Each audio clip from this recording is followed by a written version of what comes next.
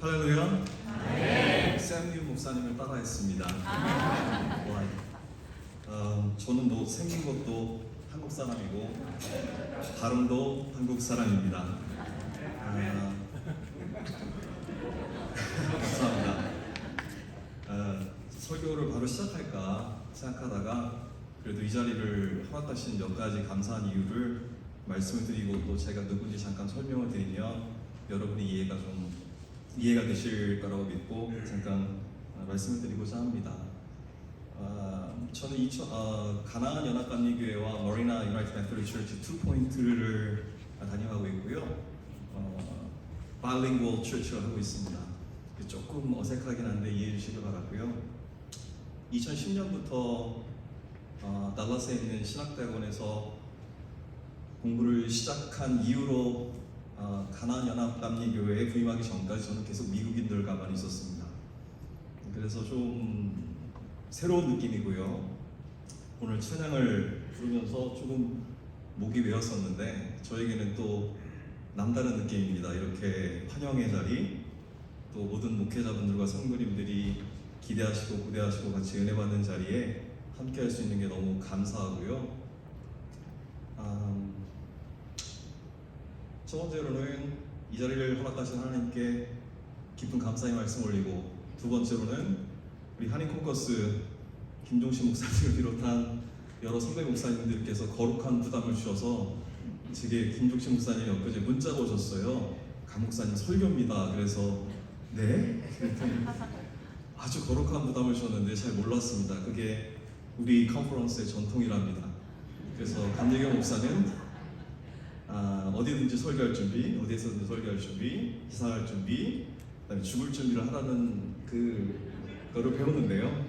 그래서 그걸 순종하는 마음으로 제가 오늘 이 자리에 하나님의 은혜 안에 섰고요.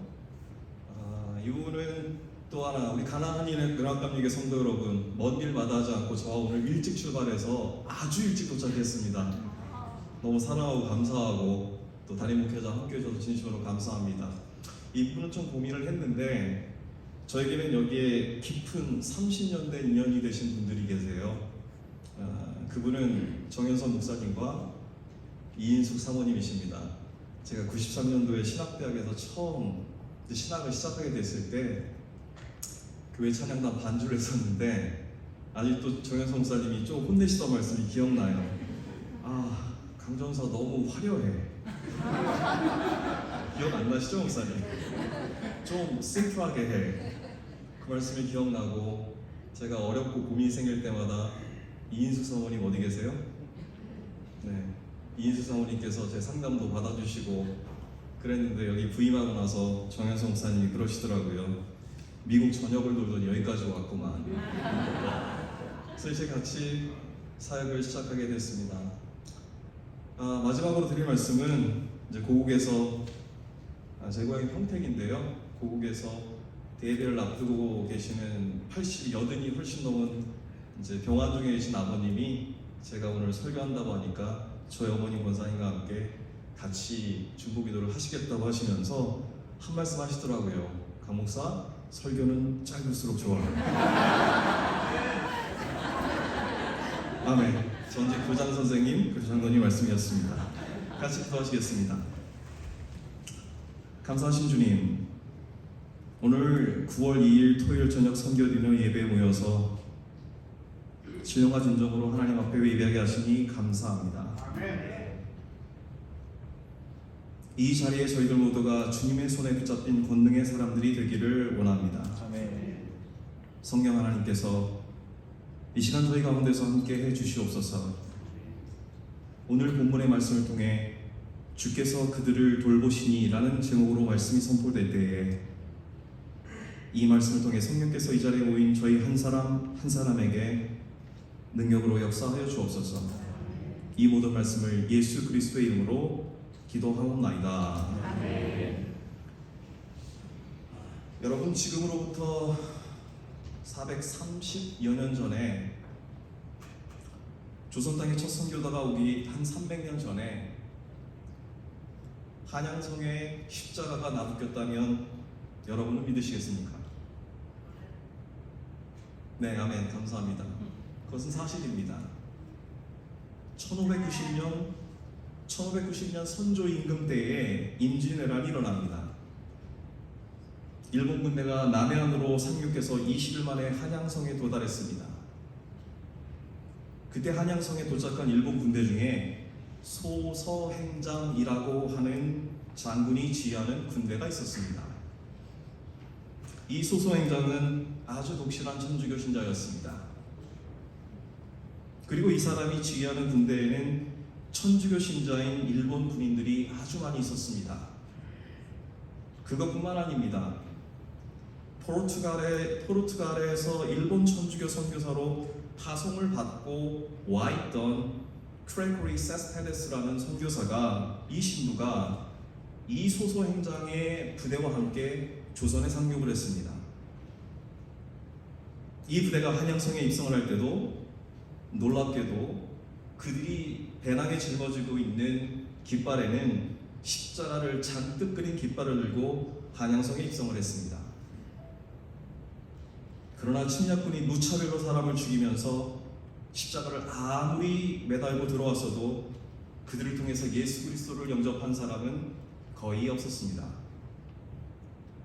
왜냐하면 그 부대에 나묶인 십자가는 또한 그 십자가 길을 들고 온 사람들에게 하나님의 손이 함께 하시지 않으셨기 때문입니다.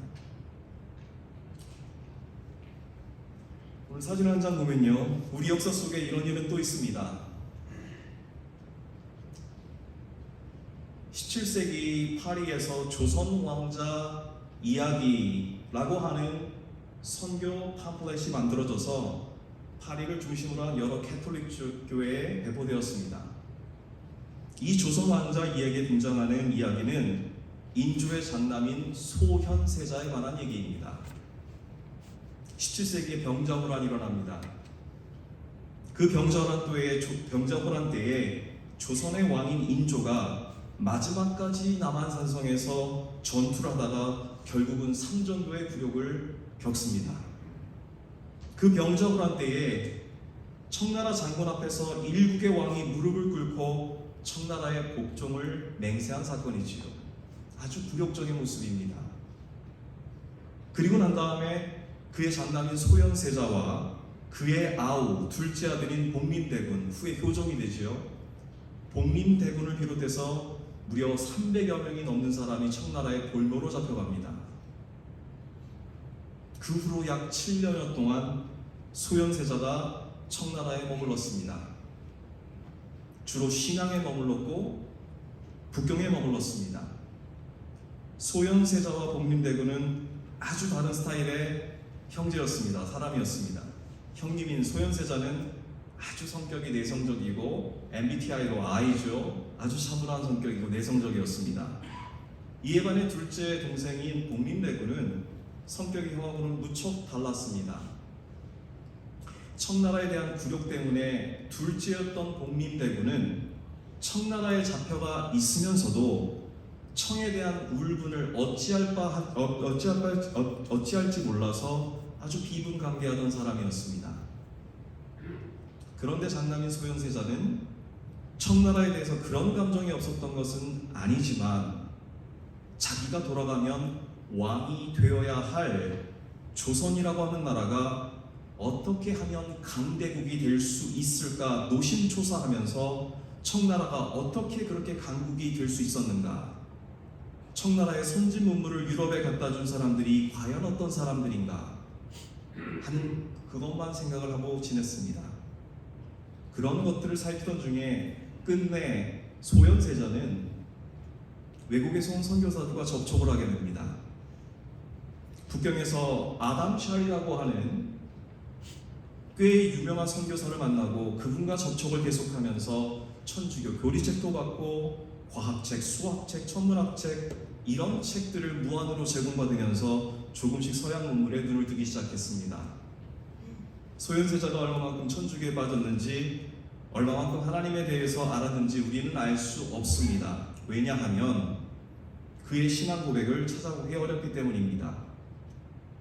그러나 저 펄튼에 나오는 아담 샬 선교사처럼 이 아담 셔를 비롯해서 북경에 나와 있던 천주교 선교사들이 이 소현세자의 변화를 시간이 지나감에 따라 변화되는 것을 지켜보면서 조선 왕자 이야기라고 하는 팜플렛이 만들어지도록 했습니다.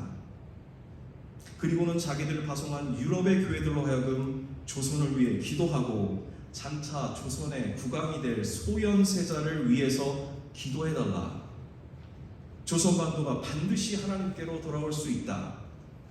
이런 꿈을 꾸는 그들이 그런 팜플렛을 만들어서 여러 교회가 기도했던 일이 분명히 역사 속에 존재합니다. 마침내 소현세자가 1645년에 조선에 귀국합니다. 그러나 불행하게도 귀국한 지 70일 만에 의문의 독사를 당합니다. 그때 당시에 조선 왕조는 서양 문물을 받아들이기 위해서 개화할 준비가 전혀 되어 있지 않는 나라였습니다. 아버지 인조로부터 시작해서 모든 신하들은 청나라와의 전쟁을 해야지 어떻게 저런 청나라의 문물을 받아들이고 어떻게 서양 오랑캐 문물을 받아들인단 말인가 라고 반박합니다. 이에 반해 소현세자는 너무 시대를 앞서간 인물이었습니다. 그의 아버지 왕으로부터 시작해서 아무도 소현세자가 조선왕이 되는 것을 원치 않았습니다. 결국 아버지의 눈인 아래 소현세자가 의문의 독사를 당합니다. 뿐만 아니라 하나님께서 그때 17세기 유럽의 교회들과도 함께하지 않으셨습니다. 그 천주교회가 조선반도를 놓고 그렇게 기도하면서 인쇄물을 만들어 돌리고 그렇게 소현세자를 위해서 기도했지만 그들의 계획에 주의 손이 함께 하시지 않은 것이므로 조선반도를 통해서 일본의 그 캐톨릭에 관한 선교나 혹은 북경을 통해서 소현세자를 통해서 그들이 꿈꾸었던 선교는 결국 무의로 끝나고 맙니다.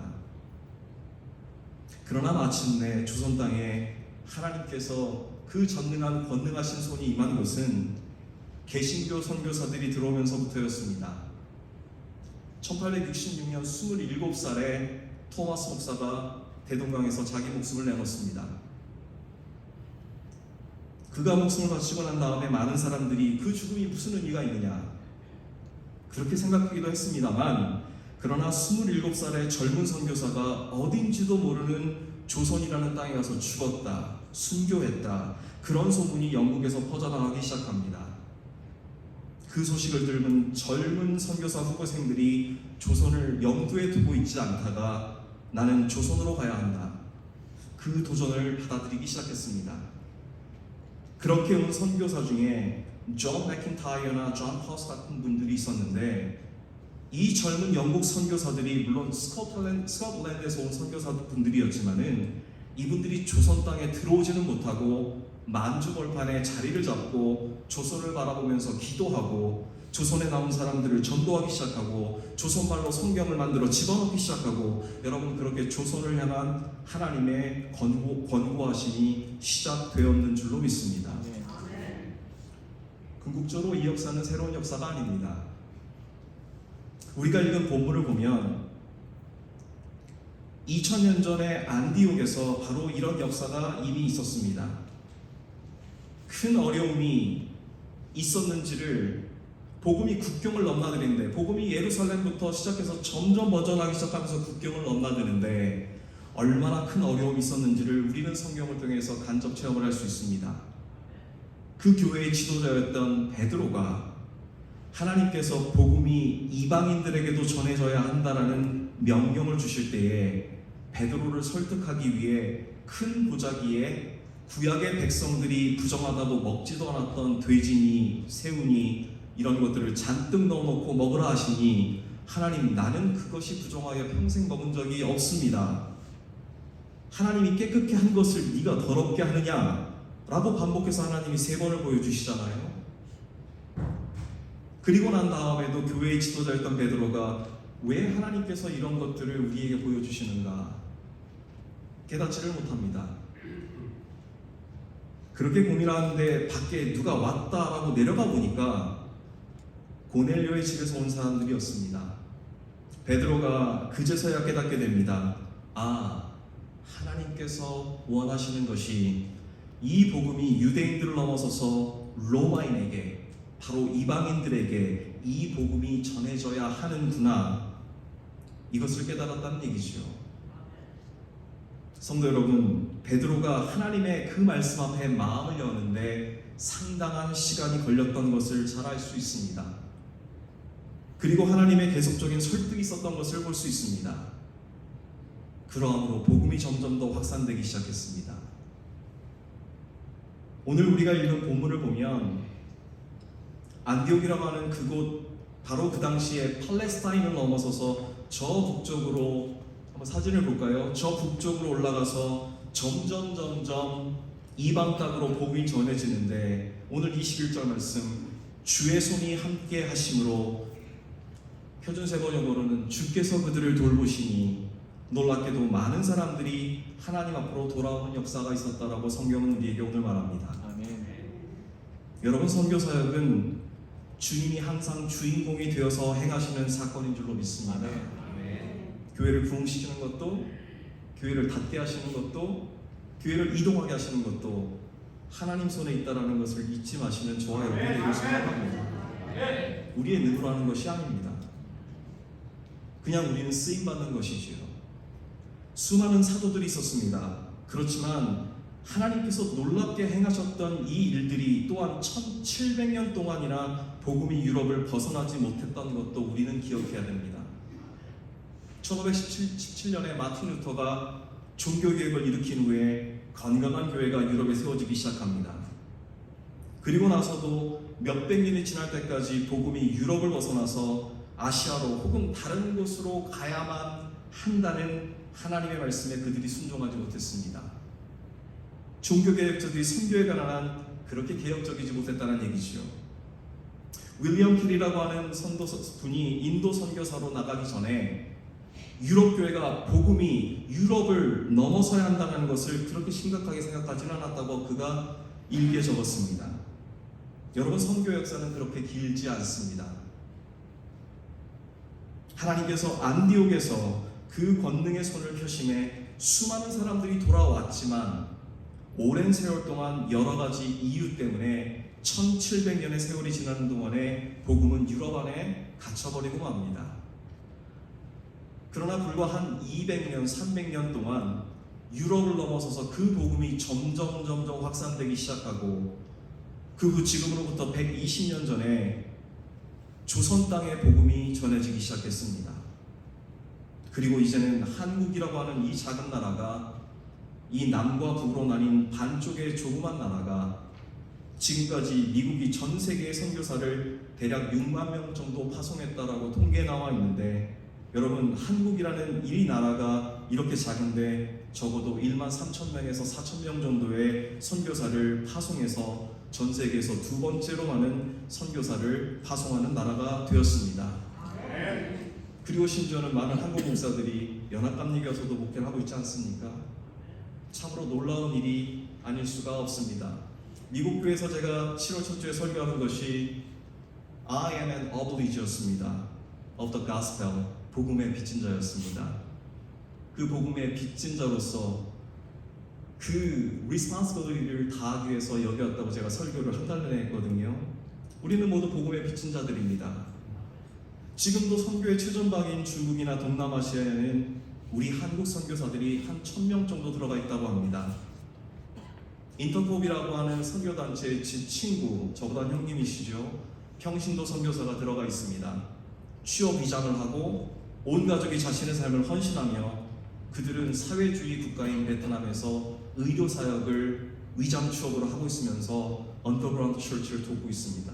저는 그분들 사역을 함께 2년을 했거든요. 직접 봤습니다. 여러분, 그들은 그곳 현지인들을 사역자로 세우는 일에 여념이 없어요. 그 사명을 위해 그들의 자신의 삶을 내어걸었습니다. 그리고 그 선교사 부부는, 그 가족은 자기들이 거기에서 리더가 되고자 하는 것이 아니라 현지인들을 리더로 세우는 것을 제가 봤거든요. 자기 교회 오는 모든 선교비를, 생활비를 제한 선교비를 그분들에게 다 줘요. 제가 많이 놀랐습니다. 어떻게 그럴 수 있나요? 강 목사, 그들을 리더로 세워야 돼. 그게 제가 그 선배분으로부터 들은 말이었습니다.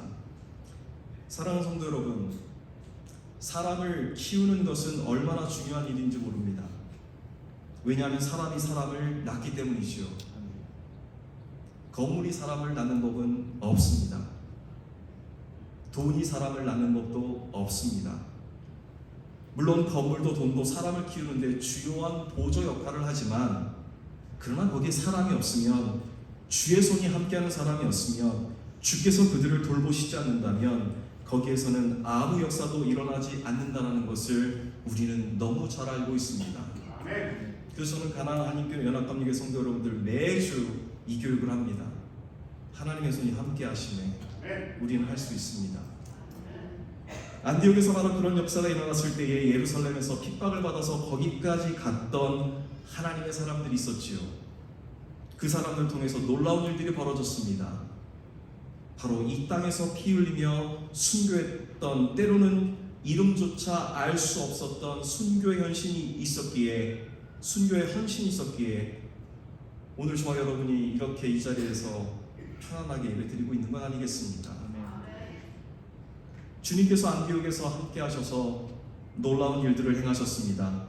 지금까지도 그러했지만 앞으로도 그러하기 위해서 하나님께서 오늘 우리에게 주신 본문 중 한 가지만 더 함께 기억하기를 소망합니다.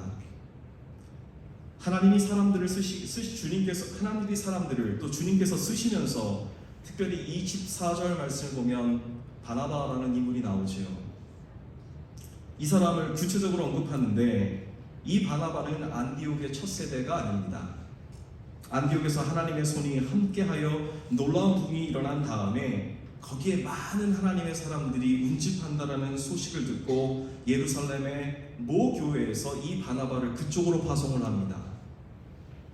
이를테면 이 사람은 선교사처럼 안디옥으로 간 사람들이었습니다. 이 바나바를 설명하는 것을 보면 바나바를 착한 사람이라, 성령 믿음이 충만한 사람이라 그렇게 설명하고 있습니다. 여러분, 사람이 착해야 됩니다. 동의하십니까? 네. 그리스도인은 정말 착해야 합니다. 네. 예수 믿고도 악한 사람이 있을까? 그럴까마는 예수 그리스도를 만나고 난 다음에 우리의 성품이 예수님처럼 착하고 선하게 되는 것이 아주 중요합니다. 오늘 본문은 성령이 충만하고 믿음이 충만한 사람이 바나바였다라고 그렇게 우리에게 말하죠. 이 바나바를 통해서 하나님께서 그 손을 함께 펴주심에 수많은 사람들이 돌아왔던 그 역사가 안디옥에서 계속되고 있는 것을 우리는 말씀을 통해서 볼 수 있습니다. 도대체 착한 사람이 어떤 사람이며 성령과 믿음이 충만한 사람이 어떤 사람인가? 24절에서 그렇게 설명한 뒤에 27절 이하의 구체적인 말씀에서 구체적인 사건 하나를 가지고 우리에게 설명을 하는 것을 보게 됩니다. 흉년이 일어났습니다. 하나님의 손이 함께하고 대부흥이 일어나고 하나님의 사람들이 하나님의 나라를 위해서 헌신을 계속하는 이러한 상황 중에서도 가뭄과 흉년이 들었습니다. 여러분, 흉년이 없으면 얼마나 좋겠습니까? 지난해 캔자스는 모든 작황이 흉년이었거든요. 다 타버렸어요. 유례없는 일이었습니다. 여러분, 그러나 하나님의 역사가 진행되는 중간에도 흉년이 일어나고 병든 자가 생겨나고 문제는 계속해서 일어난다는 사실을 우리는 간과하면 안 됩니다. 그런데 문제가 일어나는 것이 문제가 아닙니다. 우리에게 그 문제를 극복할 수 있는 힘과 성령의 능력이 있느냐 없느냐, 그게 중요한 문제인 줄로 믿습니다. 이런 흉년이 일어났을 때에 하나님께서 선지자를 통해서 흉년이 있으리라고 알려주기까지 하셨는데 그 흉년 자체를 없애주시지는 않으셨습니다. 하나님이 행하신 것이 무엇입니까? 흉년이 일어났을 때에 그 흉년을 어떻게 극복했는가를 우리에게 보여주고 계시지 않습니까? 안디옥이나 이런 곳에서 처음 생긴 신생교회들이 헌금을 모두어서 예루살렘을 돕는다라고 본문은 우리에게 말하고 있습니다. 마치 오늘 그 목적으로 우리가 선교 디너 행사와 예배 자리에 모여 있지 않습니까? 서로 섬겼다라는 것입니다. 여러분, 하나님의 사람들이 주의 손이 함께 할 때에 흉년은 전혀 문제가 되지 않았습니다. 왜냐하면 그들은 서로를 섬길 수 있는 자들이었기 때문입니다. 자기 자신을 낮추고 서로 섬길 수만 있다면 거기에는 흉년도 문제가 되지 않고 거기에는 하나님의 손이 계속해서 함께하는 놀라운 역사가 있기 때문입니다. 사랑하는 성도 여러분, 목회자 여러분, 섬김은 내가 속한 모든 곳에서 필요합니다. 그러나 섬김은 절대로 저절로 되는 것이 아닙니다. 우리가 섬김을 받고 싶은 마음은 애쓰지 않아도 저절로 우리 마음속에 자리 잡고 있습니다. 그건 우리 안에 죄성이 있기 때문입니다. 그러므로 사회에서나 가정에서나 섬기고자 하는 마음은 하나님께서 우리에게 부어주시지 않으시면 안 되는 것이지요. 우리 마음속에 원래 있던 성품이 아니기에 그래서 오늘도 본문에서 보면 성령 충만함을 받으라, 바나바가 바로 그런 성령 충만한 사람이었다라고 말씀하십니다. 에베소서 5장 18절 말씀에 보면 성령 충만을 받으라고 말씀하시잖아요. 바나바에게도 꼭 마찬가지예요. 오늘 사도행전의 본문은 성령 충만한 바나바가 그리고 그 시대의 그리스도인들이 서로 흉년이 왔을 때에 서로 섬기면서 하나님의 나라를 세워갔던 이 예를 바로 우리에게 알려주고 싶은 것입니다. 아멘. 여러분, 이 자리에 모인 저와 여러분 모두가 자신의 삶과 신앙을 되돌아보면서 가정과 사회를 섬기는 자들이 되기를 간절히 소망합니다. 아멘. 주의 성령이 충만해서 우리의 가정과 이웃을 겸손히 섬길 줄 아는 하나님의 백성이 되기를 간절히 소원합니다. 아멘. 바로 그 마음이 예수 그리스도의 마음이요, 바로 그 마음이 성령 충만한 마음인 것입니다. 그런 마음을 가지고 우리 각자의 믿음의 자리에서 사명을 감당할 때에 안디옥 교회에서 일어났던 주께서 그들을 돌보셨던 그 사건의 기적이 주의 손이 함께 하심으로, 주께서 그들을 돌보심으로 그로 인하여 수많은 사람들이 하나님께로 돌아왔던 것처럼 바로 우리들의 믿음의 삶 모든 곳에서 계속 하루도 빠짐없이 성령의 역사가 일어나게 될 줄로 믿습니다. 결론의 말씀을 드립니다.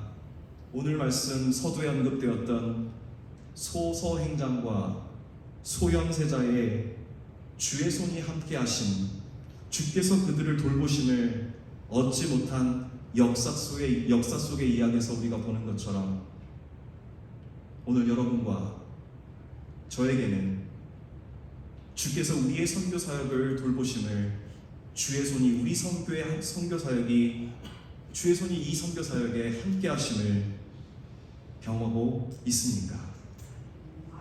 다 같이 기도하시겠습니다.